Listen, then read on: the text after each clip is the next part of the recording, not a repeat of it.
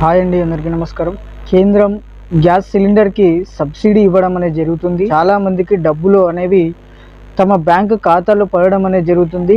Bank ఎవరి పేరు మీద అయితే ఉంటుందో గ్యాస్ సిలిండర్, వారి అకౌంట్లో డబ్బులు పడుతున్నాయి. దీని గురించి పూర్తిగా తెలుసుకుందాం. మన ఛానల్ని లైక్ చేసి సబ్స్క్రైబ్ చేయండి. కింద కామెంట్ రూపంలో మీ అభిప్రాయాన్ని తెలియజేయండి. చాలా వరకు సబ్సిడీ రూపంలో తమ అకౌంట్లో గ్యాస్ సిలిండర్ ఉన్నటువంటి వారికి డబ్బులు పడడం అనేది జరుగుతుంది. అయితే కొంతమంది ఏమంటున్నారంటే తమకు ఇంకా డబ్బులు పడలేవు అని చెప్పేసి చాలా వరకు అంటున్నారు.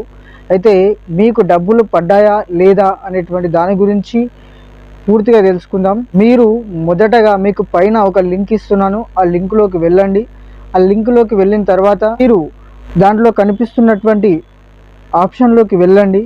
ఆప్షన్ దగ్గర లాగిన్ ఐడిని అదేవిధంగా పాస్వర్డ్ని ఇచ్చి మీరు దాంట్లో లాగిన్ అవ్వాలి. అందులో మీ యొక్క గ్యాస్ యొక్క చిత్రాలు రావడం అనేది జరుగుతుంది. Example Bharat gas, HP gas, అదేవిధంగా వంట గ్యాసు, ఈ విధంగా కనిపించడం అనేది జరుగుతుంది.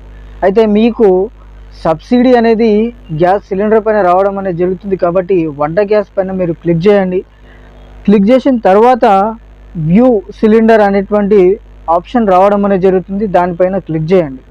మీకు సబ్సిడీ వచ్చిందా లేదా అనేటువంటి దానిని తెలుసుకోవాలి అని అంటే మీరు దానిపైన మీరు గ్యాస్ సిలిండర్ని చేసినటువంటి నంబర్ అనేది ఉంటుంది. ఆ నంబర్ని దాంట్లో మీరు ఎంటర్ చేయండి. ఎంటర్ చేయగానే మీ యొక్క పూర్తి వివరాలు రావడం అనేది జరుగుతుంది. మీ యొక్క బ్యాంకు ఖాతాలో డబ్బులు పడినట్లయితే మీ యొక్క పేరుతో సహా పూర్తి వివరాలు వస్తాయి. అదేవిధంగా మీకు ఒక వివరాలు రాలేదు అని అంటే మీకు డబ్బులు పడనట్లు మీరు అర్థం చేసుకోవాలి. అయితే ఈ డబ్బులు మాకు పడలేవు, ఏం చేయాలి, ఎవరికి ఫిర్యాదు చేయాలి అని మీరు అనుకుంటున్నారు. మీరు ఫిర్యాదు చేయాలి అని అనుకుంటే మీకు పైన ఒక నంబర్ ఇస్తాను. ఆ నంబర్లోకి వెళ్ళి మీకు డబ్బులు ఎందుకు పడలేవో అనేటువంటి దాని గురించి పూర్తిగా కాల్ చేసి మీరు ఫిర్యాదు చేయండి.